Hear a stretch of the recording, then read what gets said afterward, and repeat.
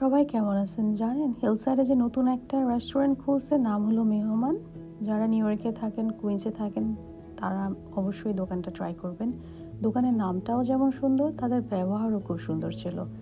নামটা আসলে অনেক ভালো লাগছে। ভিতরে সিটিং এরিয়া আছে, অ্যাটলিস্ট 15-10 জন বসতে পারবে আরাম করে। খাবারের আইটেমগুলো অন্যান্য হিলসাইডের দোকান থেকেও আলাদা। তো আমরা যখন প্রথমে গেলাম, আমাদেরকে পাঁপড় ভাজা দিল, ওইটাও একটু ডিফারেন্ট, ইউনিক ছিল। তারপরে আমাদের সিঙ্গারা, ভেজিটেবল প্যাটিস, সমুচাটা অনেক ভালো লাগছে। সমুচাটার মধ্যে একটু নাগা ফ্লেভার ছিল। আর উইংসটা খুবই ভালো ছিল, গ্রিল করা, কোনো ফ্রাই করা না। উইংসটাও নাগা ফ্লেভারের ছিল। আর ছিল তাদের মটকা মধ্যে যে বিরিয়ানিটা, সেটাও একটু ডিফারেন্ট ছিল। হিলসের অন্যান্য কোনো দোকানে আমি দেখি নাই।